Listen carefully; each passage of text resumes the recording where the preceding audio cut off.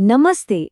आज हम एक ऐसी आदत पर बात करने वाले हैं जो हमारी जिंदगी और करियर को पूरी तरह बदल सकती है, और वो है मौन, यानी साइलेंस। एक मेंटर के रूप में आज मैं इस डीप डाइव विश्लेषण के जरिए बताऊंगा कि कैसे चुप रहकर हम अपनी खोई हुई अंदर की ताकत और अथॉरिटी को वापस पा सकते हैं। चलिए इस मनोवैज्ञानिक सफर की शुरुआत करते हैं।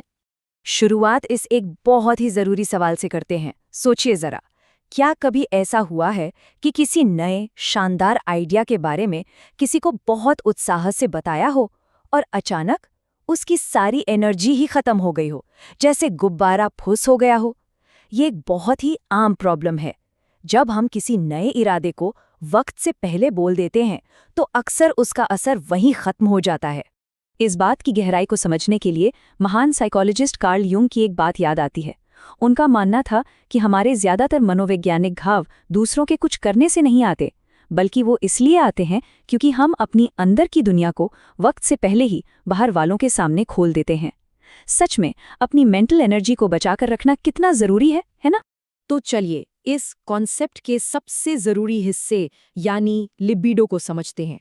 जुंग के हिसाब से ये सिर्फ कोई आम इच्छा नहीं है, ये वो लाइफ एनर्जी है, वो वाइटल फोर्स है जो हमारे करियर और हमारे गोल्स को आगे बढ़ाती है। और सबसे दिलचस्प बात क्या है, जब इस एनर्जी को हम अपने अंदर महफूज रखते हैं तभी ये सबसे ज्यादा मजबूत होती है। अब यहाँ एक बड़ा साइकोलॉजिकल ट्रैप है जिसे प्रोजेक्शन कहते हैं। जब हम किसी आइडिया को बहुत जल्दी दूसरों के साथ शेयर कर देते हैं तो अनजाने में हमारी वो अंदर की एनर्जी बाहर लीक हो जाती है। हम एक तरह से खुद को समझने और वैलिडेट करने का अधिकार बाहरी दुनिया के हाथ में सौंप देते हैं, और ये एक बहुत बड़ी भूल हो सकती है। और यही चीज हमें हमारी तीसरी नींव की तरफ ले जाती है, द शैडो या हमारी परछाई। ये हमारी आत्मा के वो छिपे हुए अनसुलझे हिस्से हैं जिन्हें ठीक होने के लिए एक बिल्कुल सेफ और पूरी तरह से शांत माहौल चाहिए होता है। इसे समझे बिना हम ये तय नहीं कर सकते कि आखिर किन बातों को अनकहा छोड़ना जरूरी है। अपने करियर को मजबूत और रेजिलिएंट बनाने के लिए चलिए मौन की इन 4 स्तंभों को मास्टर करते हैं। हमारी योजनाएं, डर, छोड़े गए रास्ते और सफलता। अपनी मेंटल ताकत को बनाए रखने के लिए इन 4 चीजों को हमेशा अनकहा ही रखना चाहिए। पहला स्तंभ, अपनी योजनाओं और लिबिडो को सुरक्षित रखना। खासतौर पर जो स्टार्टअप फाउंडर्स हैं या जो बहुत क्रिएटिव फील्ड में काम करते हैं, उनके लिए अपने नए आइडियाज और इंटेलेक्चुअल प्रॉपर्टी को नेगेटिव फीडबैक से बचाना एक बहुत बड़ी स्ट्रैटेजी होती है। एरन का ही एग्जाम्पल लेते हैं। वो एक बेहद क्रिएटिव इंसान है, लेकिन एक्शन लेने के बजाय उसने अपने हर नए आइडिया को जल्दी से लोगों के साथ शेयर करना शुरू कर दिया। नतीजा, उसकी सारी मोटिवेशन वही खत्म हो गई। बर्नआउट से बचने के लिए नए प्रोजेक्ट्स को एकदम सीक्रेट रखना चाहिए। ज्यादा सोशल शेयरिंग हमारी पर्सनल ड्राइव को पूरी तरह से कमजोर कर देती है। एक नए प्लान को बिल्कुल एक नाजुक बीज की तरह समझिए। अगर बीज को बहुत जल्दी सामाजिक प्रतिक्रिया की तेज धूप में रख दिया जाए तो उसकी जड़ें बनने से पहले ही वो सूख जाएगा। शुरुआती दिनों में एक पूर्ण मौन और शांति का अंधेरा ही वो जगह है जहां इस बीज को ठीक से अंकुरित होने का मौका मिलता है। तो सबसे जरूरी पॉइंट ये निकल कर आता है कि वक्त से पहले बोलने से लगता है जैसे हमने बहुत प्रोग्रेस कर ली है। ये एक साइकोलॉजिकल इल्यूजन बन जाता है। लगता है कि आधा काम तो हो गया, जबकि असल में सिर्फ बातों में ही एनर्जी खर्च हुई है। वहीं दूसरी तरफ मौन रहना उस लिबिडो एनर्जी को अंदर की तरफ धकेलता है, जिससे हमारे अंदर सच्चा डिसिप्लिन और कड़ी मेहनत करने का जज्बा आता है। चलिए आगे बढ़ते हैं। दूसरा स्तंभ, अपने छिपे हुए शैडो को एकीकृत करना। अपने गहरे डर और इनसिक्योरिटीज को बहुत जल्दी शेयर करना बहुत खतरनाक हो सकता है। मेरा का ही केस देखिए, जब उसने अपनी कमजोरियों को एक ऐसे कॉलीग के साथ शेयर किया जो खुद बहुत घबराया हुआ था, तो उसके छोटे मोटे डर भी एकदम एब्सोल्यूट सच लगने लगे। वर्कप्लेस पर ऐसे कॉलीग से बचना बहुत जरूरी है जो बार बार आपकी प्राइवेट लाइफ की अपडेट्स मांगते हैं। अपनी कमजोरियां उन लोगों को कभी ना सौंपे जिनमें उन्हें ठीक से समझने की मैच्योरिटी ना हो। गलत इंसान के सामने अपने डर या अपनी परछाई को खोलना किसी पेंडोरास बॉक्स को खोलने जैसा है। ये सिचुएशन को और बिगाड़ देता है। इसके बजाय चुप रहकर अपने डर के साथ बैठना सीखना चाहिए। इसके लिए एक सिंपल डेली मेडिटेशन की आदत डालना बहुत मददगार होता है। रोज थोड़ी देर शांत बैठकर बिना किसी जजमेंट के अपनी भावनाओं को ऑब्जर्व करना ये छोटा सा अभ्यास अंदर की एनर्जी को स्टेबलाइज करने और उस शैडो को रियल लाइफ में इंटीग्रेट करने में बहुत काम आता है। तीसरा स्तंभ, अपने करियर ट्रांजिशंस को शांति से पार करना। जब करियर में कोई बड़ा बदलाव आता है ना, वो दौर बहुत नाजुक होता है। डैनियल की कहानी को ही देख लीजिए।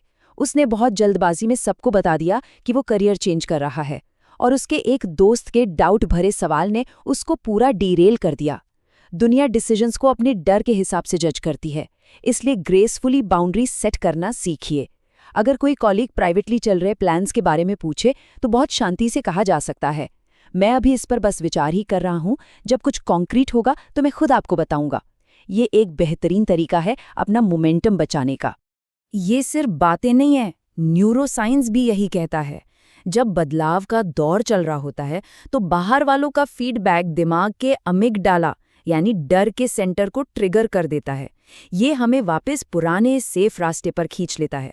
वहीं शांति और मौन हमारे प्रीफ्रंटल कॉर्टेक्स को बिना किसी डर के एकदम क्लियर और लॉजिकल डिसीजन लेने की आज़ादी देते हैं। आखिरी और चौथा स्तंभ, वक्त से पहले मिली सफलता का बोझ। अपनी अचीवमेंट्स और सक्सेस के बारे में चुप रहना लॉन्ग टर्म ग्रोथ को मैक्सिमाइज करने का एक बहुत सॉलिड तरीका है।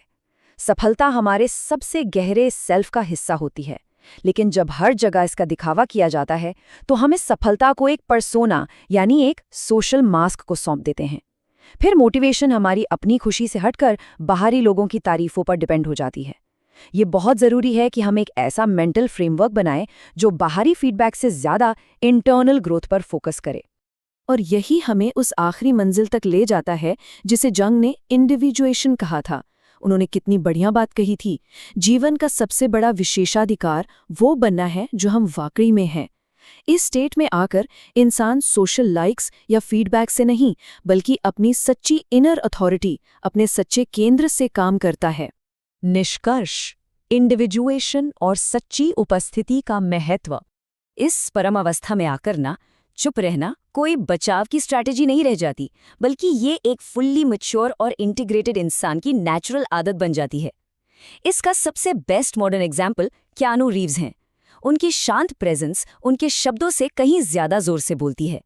ये साबित करता है कि एक सुलझे हुए इंसान को दुनिया के सामने अपने वजूद को बार बार समझाने की कोई जरूरत नहीं होती। इसे एक लोहार की भट्टी से बहुत अच्छे से समझा जा सकता है। एक छोटी कमजोर आग बहुत शोर मचाती है, चटकती है, लेकिन जो सबसे गर्म, सबसे पावरफुल भट्टी होती है वो बिल्कुल शांत होती है, क्योंकि उसकी एनर्जी पूरी तरह से स्टेबलाइज हो चुकी होती है। सही मायने में जब अंदर मैच्योरिटी और इनर स्टेबिलिटी आती है तो बाहर शोर मचाने की बिल्कुल जरूरत नहीं होती। तो आखिर में आइए एक बहुत ही जरूरी सवाल पर विचार करें। ऐसे कौन से पर्सनल गोल्स हैं जिन्हें इस वक्त सक्सेसफुल होने के लिए पूरी प्राइवेसी और साइलेंस की जरूरत है? एक मेंटर के तौर पर मेरी सलाह है कि अगले 3 दिन तक मौन की प्रैक्टिस का चैलेंज लीजिए। अपने किसी नए प्लान को किसी से शेयर मत कीजिए। हर दिन एक जर्नल में ट्रैक कीजिए कि आज मेरी इनर एनर्जी का लेवल कैसा लगा, और हफ्ते के एंड में नोट कीजिए मौन रहने से मेरे डिसीजन मेकिंग में क्या पॉजिटिव बदलाव आया। यकीनन सोचने के लिए बहुत कुछ है। इस डीप डाइव विश्लेषण से जुड़ने के लिए आपका बहुत बहुत शुक्रिया।